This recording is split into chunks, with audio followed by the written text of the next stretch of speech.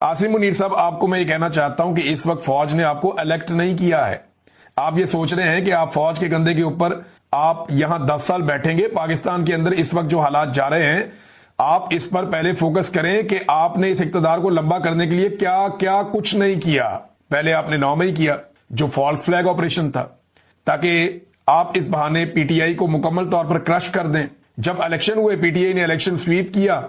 अगले दिन आपने यही इलेक्शन पीटीआई का चोरी करके आपने दूसरे सजाशुदा लोगों को वो इलेक्शन दे दिया।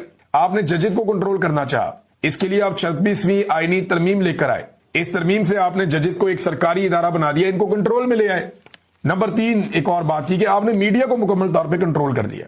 और बड़े साल लगे थे कि हमारा मीडिया कुछ हद तक आजाद हुआ था। बड़े सालों बाद जमहूरियत तरक्की कर रही थी। बड़े साल लगे कि अदलिया भी अपने आप को बेहतर कर रही थी। आपने इन तीनों चीजों को, यानी रूल ऑफ लॉ, जमहूरियत, इंसानों के साथ रवैया, जुल्म की जो दास्तानें जो खुली हुई हैं, जब से 9 मई हुआ वो सबके सामने है, ये सारे तबाह हो गए।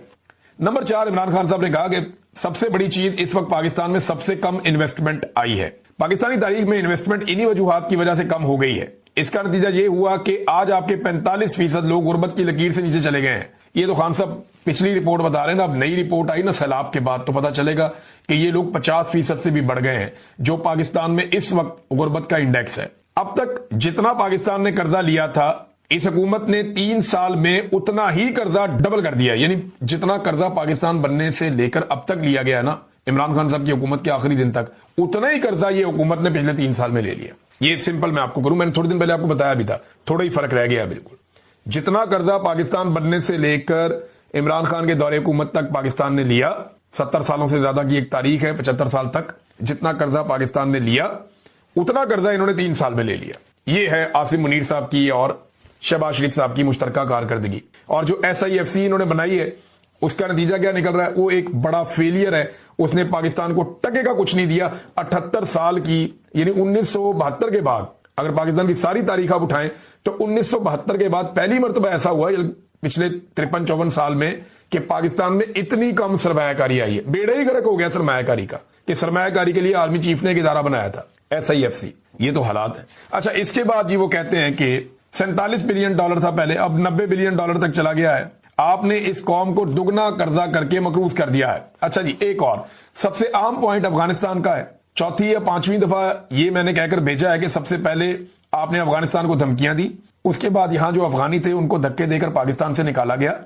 वो 3-3 नस्लों से यहां बैठे हुए थे, उनको धक्के देकर निकाला गया। फिर आपने वहां बमबारी की। आप ये चाहते थे कि वहां से पाकिस्तान के ऊपर हमला हो और आप ये कह सकें कि हमारे पाकिस्तान में दहशतगर्दी हो रही है, और जो एंटी तालिबान है वो आप इनको बता सकें कि आप हैं वो मुजाहिद जो दहशतगर्दी के खिलाफ जंग लड़ रहे हैं। इमरान खान ने कहा है कि देखें, एक प्रेडिक्शन मैंने इलेक्शन से पहले की थी। ये इमरान खान साहब एक पेशन गोई भी उन्होंने की आज, और ये बड़ी खौफनाक पेशन गोई है। और जितनी पेशन गोइयां इमरान खान साहब ने की है ना गुज़िश्ता चंद सालों में, वो सारी ठीक साबित हुई हैं। उन्होंने बताया था कि ये सारे इकट्ठे हो जाएंगे, आपने देखा होगा। उन्होंने बताया था कि ये मेरी हुकूमत बेशक गिरा देंगे, लेकिन मैं ज्यादा खतरनाक हो जाऊंगा, वो भी हो गया। उन्होंने कहा था लोग मेरे साथ खड़े होंगे, वो भी हो गया। ये भी कहा कि ये मुझे जेल में डालेंगे लेकिन तोड़ नहीं सकेंगे, वो भी हो गया। उन्होंने कहा कि मैं जेल से बैठकर इलेक्शन जीत जाऊंगा, वो भी हो गया। अब इमरान खान साहब ने बहुत सारी और बातें की हैं जो ठीक साबित हुई हैं। अब वो ये कह रहे हैं इमरान खान साहब कि एक प्रेडिक्शन मैंने इलेक्शन से पहले की थी, जब सबका ख्याल था कि पार्टी क्रश हो गई है, लोगों को धमकियां मिल रही थी, लोगों को उठाया जा रहा था, तब मैंने कहा था कि पीटीआई क्लीन स्वीप करेगी। आपको पता है वो बात सही साबित हुई। अब मैं अगली पेशन गोई करने जा रहा हूं और आपको ये बता देना चाहता हूं, अब वो वक्त बहुत जल्दी से आ गया है और आ रहा है, जिस वक्त पाकिस्तान में इन सारी वजूहात की वजह से, इस जुल्म के निजाम की वजह से, मईशत की तबाही की वजह से और नाइंसाफी की वजह से हालात तेजी से उस तरफ जा रहे हैं जहां ये पाकिस्तान में वही हाल होगा जो श्रीलंका, बांग्लादेश और नेपाल में हुआ। पाकिस्तान के हालात बड़ी तेजी से उस तरफ जा रहे हैं। आखिरी पैगाम इमरान खान साहब ने अपनी पार्टी की आदत को दिया कि पीटीआई ने सारे लीगल रास्ते अपनाए, हमने कभी इंतशार नहीं किया, हमने कानून का रास्ता इख्तियार किया है। हमारी पीटीआई ने कोशिश की कि अच्छी तरह आसिम मुनीर के साथ चले, हुकूमत के साथ और एस्टेब्लिशमेंट के साथ चले, लेकिन अब वो टाइम नहीं रहा। हमारे ये करने के बावजूद जुल्म और फस्तायत बढ़ती गई, एक एक करके सीटें छीनते गए। अब ये आपको रोज 10-10 साल की सजाएं दे रहे हैं। थोड़ी सी बात होती है आपको नायल कर देते हैं, आप असेंबली में बात करते हैं आपको नायल कर दिया जाता है। आप समझ ले अब वक्त आ गया है कि आप असली अपोजिशन का किरदार अदा करें। ये आपके वोटरों की भी डिमांड होगी। ये बहुत जरूरी है कि आप सही अपोजिशन करें। आप जितना डरेंगे ये उतना आपको क्रश करेंगे। आप लोगों को ये मजीद क्रश करते जा रहे हैं। जिसने अपोजिशन सही नहीं की, इस वक्त आप अपनी सियासी कब्रें खोद रहे हैं कि ये जो 27 का पेशावर का जलसा होने जा रहा है, इसके बारे में मैं कहना चाहता हूं कि पूरा पाकिस्तान भरपूर तरीके से, मैं लोगों को डायरेक्ट कर रहा हूं और अपनी कौम को कह रहा हूं कि वो इस जलसे में पूरा पाकिस्तान हिस्सा ले, पूरी पार्टी मुत्तहद हो और अब फोकस करें 27 तारीख को होने वाले जलसे पर। ये नाज़रीन इमरान खान साहब का पैगाम सीधा सीधा मैंने आपके सामने रख दिया। अब नाज़रीन, अदालतों में रोला पड़ा हुआ है बहुत, जो जस्टिस जहांगीरी के साथ किया गया इस्लामाबाद हाई कोर्ट में, चीफ जस्टिस डोगर ने जो किया, वकला बहुत सख्त नाराज हैं, वो एहतजाज कर रहे हैं, बाइकआउट कर रहे हैं। वहां बड़ी सख्त तकारीर हुई, बहुत सारे वकील रहनुमा बोले, नौजवान वकला में बहुत ज्यादा गुस्सा है। अब मारूम बलोच की तरह इमाम मजारी को भी जेल में डालने की धमकियां दी जा रही हैं और बाकायदा सोशल मीडिया पे धमकियां दिलवाई जा रही हैं। तो इमाम मजारी ने कहा कि रियासत जो कुछ भी इस वक्त हो रहा है उसके ऊपर उन्होंने अपनी आवाज उठाई और अस्करी अदालतों के बाइकआउट के ऊपर उन्होंने जोर दिया। उन्होंने कहा जी ताले लगाने पड़ेंगे, सड़कों पे आना पड़ेगा, अब कोई रास्ता बचा नहीं है, ये कोई थानेदार या बदमाश है कि मैं पकड़ लूंगा। ये उन्होंने बात उठाई दोबारा। Chief marshal administrator justice Dogar, ये जनाब उनका जो करैक्टर है उसको ऐसे पोर्ट्रे किया। ईमान मजारी साहबा ने बहुत दलेर खातून है और हक के लिए खड़ी है, जैसे मारंग बलोच खड़ी है। तो जिस तरह मारंग बलोच को धमकियां दी जाती हैं वैसे ही अब या उन्हें गिरफ्तार किया गया, वैसे ही अब ईमान मजारी को भी गिरफ्तारी की धमकियां दी जा रही है। लेकिन एक बात याद रखिएगा, रियासत जो गिरे इस वक्त अपने हाथों से लगा रही है ना, ये दांतों से भी नहीं खुलनी बाद में, जो ये हरकतें कर रही है।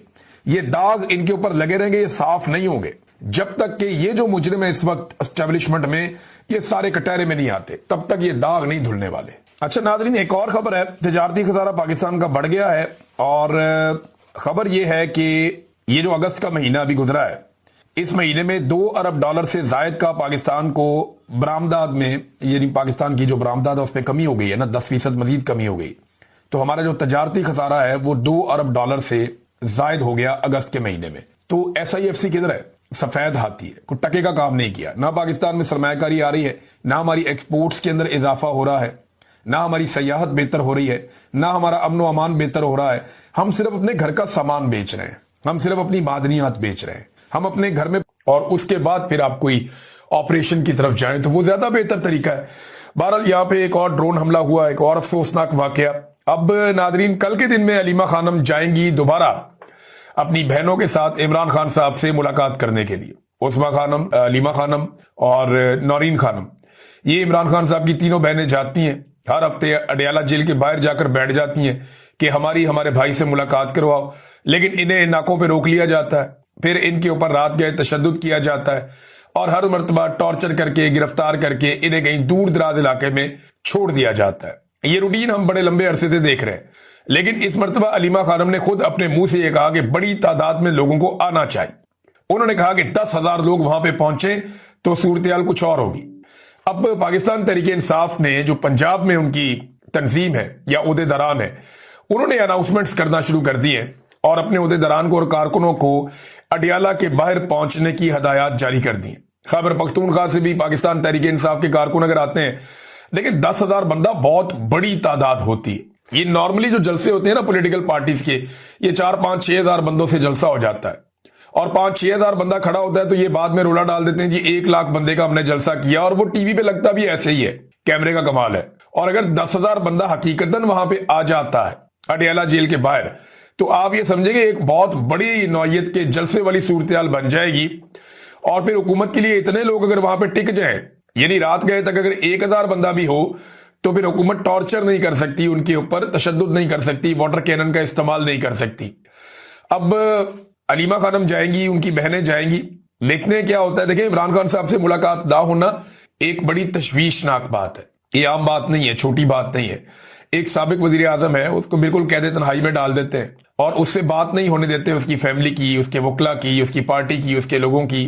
तो जब बातचीत नहीं होती तो उसके नतीजे में एक बेचैनी पैदा होती है और इसी से पाकिस्तान में पॉलिटिकल अदम इस्तेहकाम, यानी जो सियासी अदम इस्तेहकाम है, वो इसी से जन्म लेता है। अगर आप चीजों को नॉर्मल रखेंगे तो सियासी इस्तेहकाम आएगा। अगर आप चीजों को एबनॉर्मल तरीके से करेंगे, गैर कानूनी तरीके से करेंगे और आप हुकूक को छीनेंगे, तो फिर इस्तेहकाम नहीं आएगा। और यही पाकिस्तान के अंदर इस वक्त हो रहा है। अवामी तहरीक के अलावा कोई और रास्ता पाकिस्तानियों के पास बज़ाहिर बाकी नहीं है और फौज जो है वो सियासत में किरदार अदा करने से बाज नहीं आ रही। अभी ये पता चला है कि DGI SPR फिर से एक प्रेस कॉन्फ्रेंस करने जा रहे हैं बड़ी धांसू किस्म की। एक मरतबा फिर दावे जो करते हैं वो ये कह रहे हैं, जावेद चौधरी साहब ने भी कहा, उन्होंने कहा जी कि ये उन्होंने जो लफ्ज इस्तेमाल किया दाखिली सियासत, यानी DGISPR पाकिस्तान की दाखिली सियासत पर भी बातचीत करेंगे। इन्हें कोई चीज मिल जाती है ना तो ये खप डाल देते हैं और उसके बाद ये आकर बैठ जाते हैं और बैठकर प्रेस कॉन्फ्रेंस कर देते हैं। तो अब ये आकर बैठेंगे, बैठ के प्रेस कॉन्फ्रेंस करेंगे और अवाम उस प्रेस कॉन्फ्रेंस का अगले 2-3 घंटे के अंदर पोस्टमार्टम कर देगी। यही अब तक होता है, यही आगे भी होगा और इसी से ये तवज्जो हटाते हैं। यानी एक अच्छा तरीका DGISPR ने ये पकड़ा हुआ है कि एक प्रेस कॉन्फ्रेंस करते हैं, सारी तनकीद का रुख अपनी तरफ मोड़ते हैं और असल जो इश्यूज हैं उनसे तवज्जो हट जाती। देखिए ना, पाकिस्तान में जो असल इश्यूज हैं वो क्या है? इमरान खान को गैर कानूनी तौर पर साबिक वज़ीर आज़म को अंदर डाला हुआ है और उसकी वजह से एक सियासी अदम इस्तेहकाम है और पाकिस्तान चल नहीं रहा इनसे। पाकिस्तान चलाने के लिए ये महंगाई करते जा रहे हैं, लोगों पे टैक्सेस लगाते जा रहे हैं, फिर भी पाकिस्तान इनसे नहीं चल रहा। इन्होंने टैक्सेस दुगने कर दिए, बिजली की कीमतें दुगनी कर दी, पेट्रोल की कीमतें दुगनी कर दी, हर चीज में ज्यादा मुनाफा कमाने के बावजूद ये मुल्क को नहीं चला पा रहे। मुल्क इनसे चल नहीं रहा, गुर्बत की लकीर से नीचे आधा पाकिस्तान चला गया, ये मुल्क को चला ही नहीं पा रहे, मुल्क एक कदम आगे नहीं बढ़ रहा। और अब इन चीजों से तवज्जो हटाने के लिए और जो इंटरनेशनली ये लोग अजीबोगरीब काम कर रहे हैं और करने जा रहे हैं, यानी इंडिया ने पाकिस्तान का पानी रोका हुआ है, इस पे कोई बात ना कर ले, पाकिस्तान की मीडिया को मना किया हुआ है, इस पे बात नहीं करनी कि इंडिया ने सिंध ताज मुआहदा तोड़ दिया, वो डाटा शेयरिंग नहीं कर रहा, वो हमारा पानी लगातार रोक रहा है, इस पे कोई बात नहीं कर रहा। पाकिस्तानी फौज गजा जाएगी, क्यों जाएगी, किस मकसद के लिए जाएगी और वहां जाके फलस्तीनियों को या हमास को गैर मुसल्लह करेगी या नहीं करेगी, इसके ऊपर कोई बात नहीं कर रहा।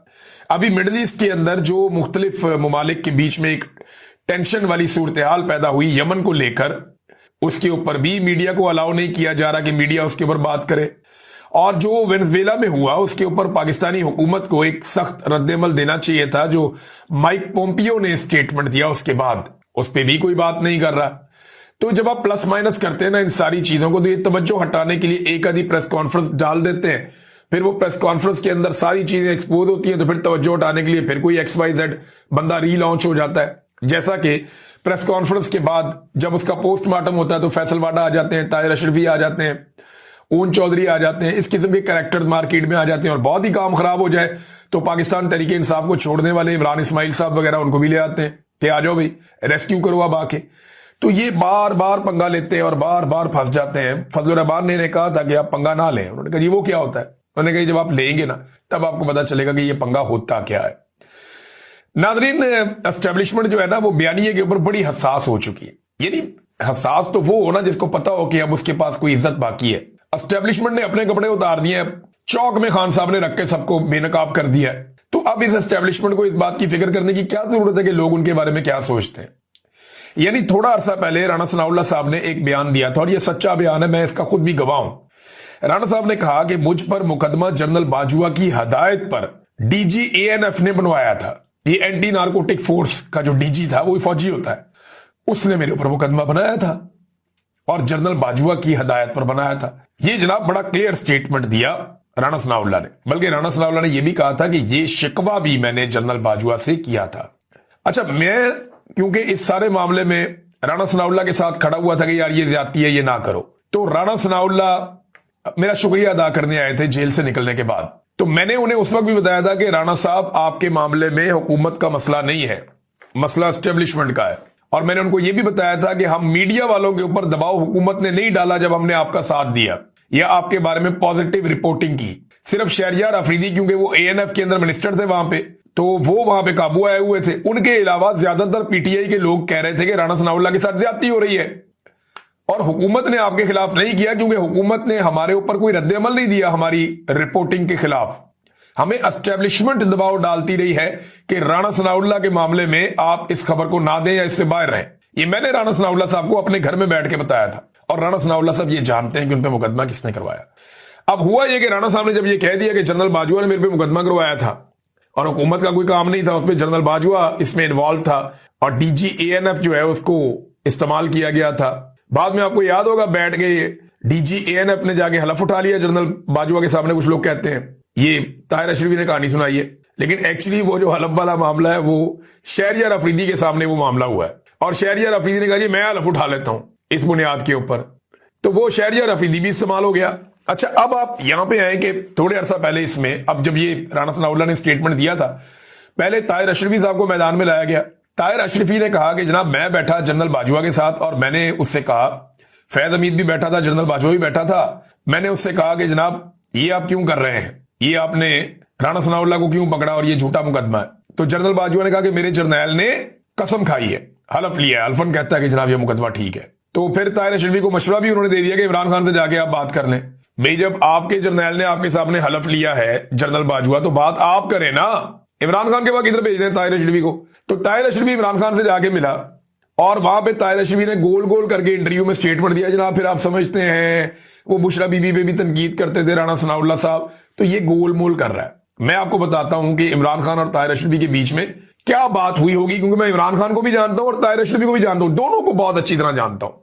ताहिर अशरफी साहब लाजमन इमरान खान के पास गए होंगे और हो सकता है ये बात की हो राणा सनाउल्लाह की, लेकिन इतनी जरूरत नहीं है कि इतनी खुल के बात करे, एक आधा जुमला बस। और इमरान खान ने डायरेक्टली यही कहा होगा जो उसने बाकी लोगों को कहा था कि यार वो उन्होंने पकड़ा, वो बता रहे हैं कि बिल्कुल ठीक पकड़ा है, और वो तो कह रहे हैं कि ये इसके अंदर मुलव्विस है। और फिर बातों में शायद इमरान खान साहब ने एक जुमला बोल दिया कि देखो यार ये औरतों के बारे में कैसी जुबान इस्तेमाल करता है, मेरी बीवी के बारे में भी।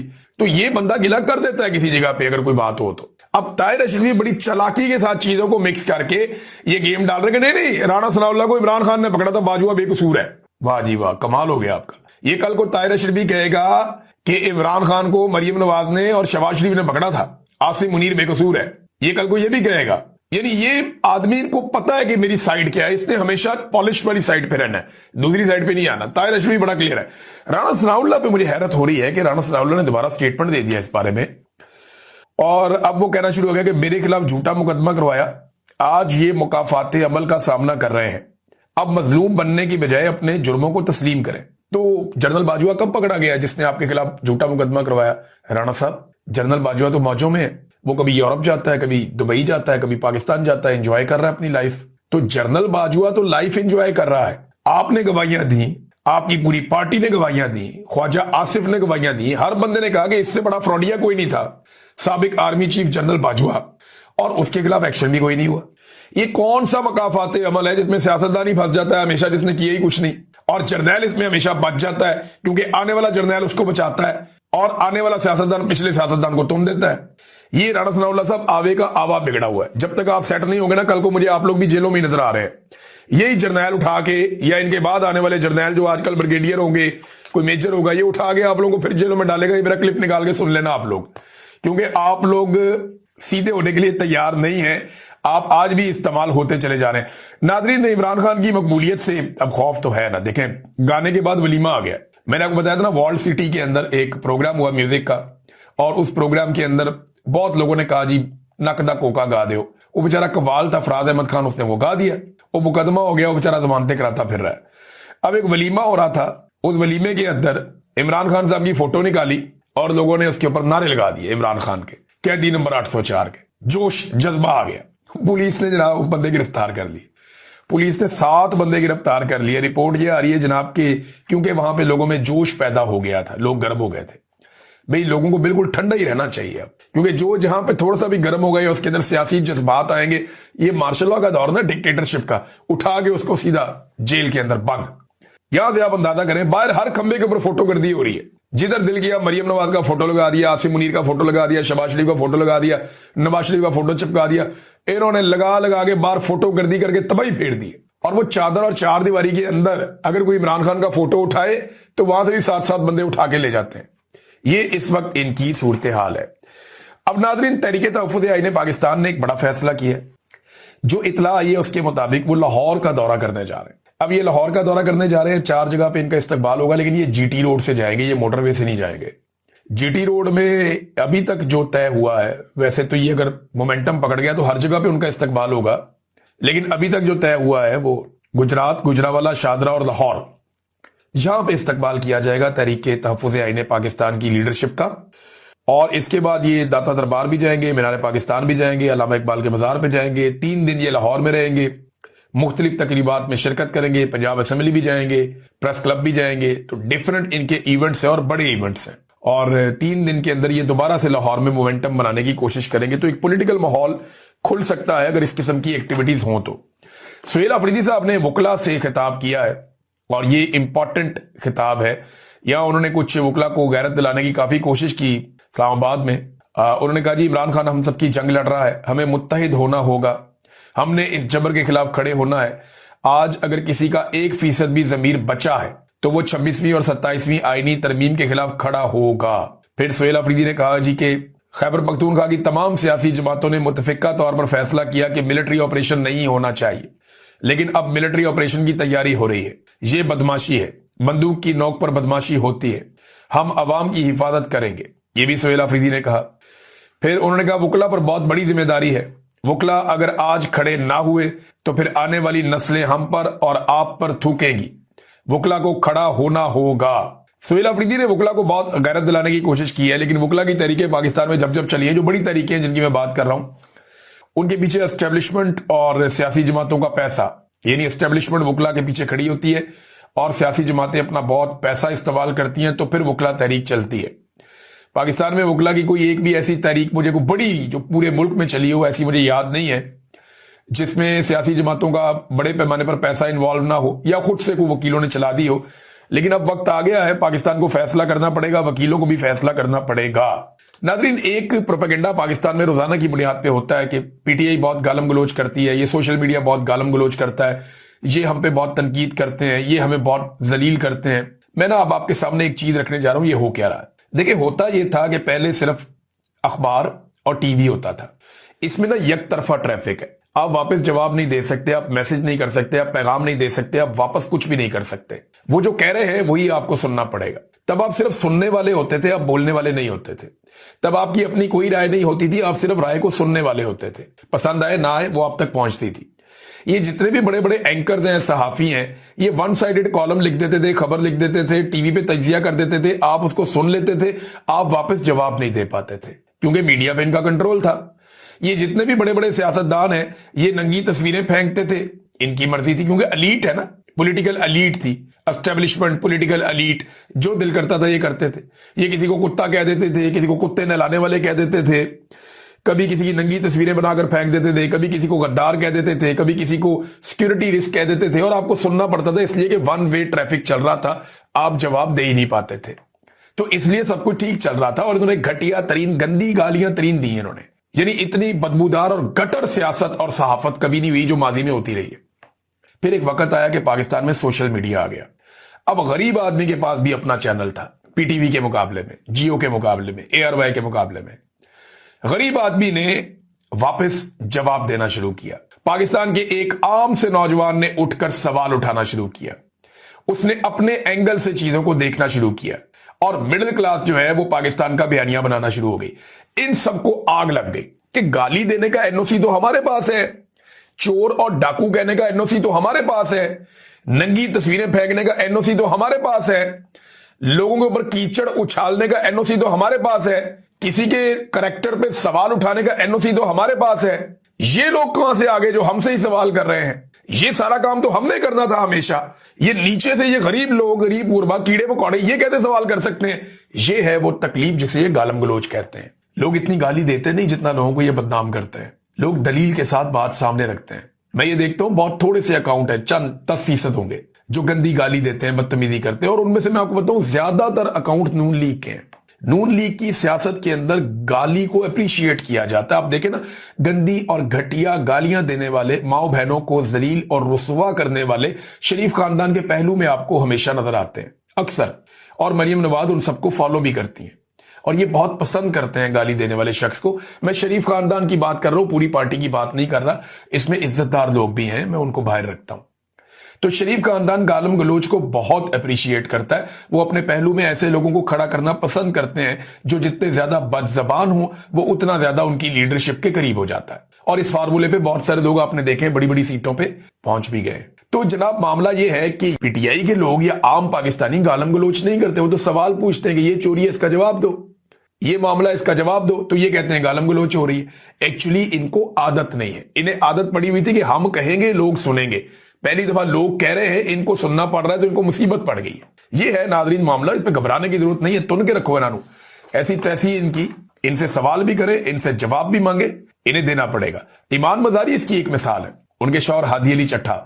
अब ये लोग जो हैं वो अदालत में इनका केस चल रहा है, वहां निकाल के इन्होंने सारी एग्जांपल सामने रख दी है अदालत में कि लश्कर जंगवी को जलसा करना मना है, उनकी पुलिस जो है वो जलसगा की तैयारियां कर रही है। फिर उन्होंने दिखाया जनाब के मरियम नवाज के अपने जलसे में ये जो दहशतगर्दी है इसके पीछे वर्दी है, नारे लग रहे हैं। फिर आसिफ गफूर ने लापता अफराद की फैमिलीज के साथ क्या बातचीत की कि जनाब ये फैमिलीज के साथ हमारा दिल धड़कता है।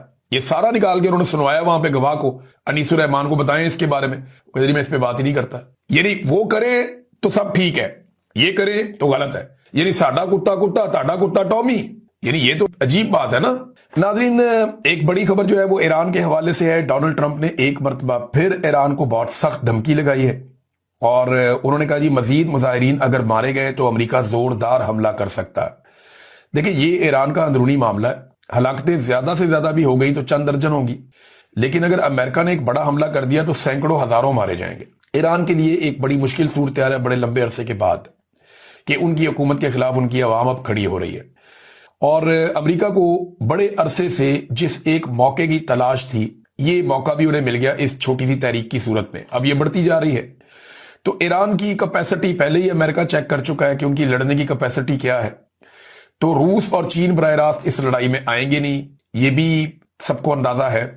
अब अमेरिका चंद दीगर मुल्कों को साथ लेकर इसराइल की मदद से हमला कर सकता है ईरान के ऊपर। पाकिस्तान पहले ही पूरी तरह ट्रंप के कंट्रोल में है, तो पाकिस्तान की तो कोई बात ही ना करें आप। तो ये एक खित्ते के अंदर डेवलपिंग सिचुएशन है जो वक्तन फवक्तन मैं आपके सामने रखूंगा। नेक्स्ट वीलॉग में इसमें और तफसील से हम बात करेंगे। अब तक के लिए इतना ही। अपना ख्याल रखिएगा, अपने इस चैनल का भी। अल्लाह हाफिज।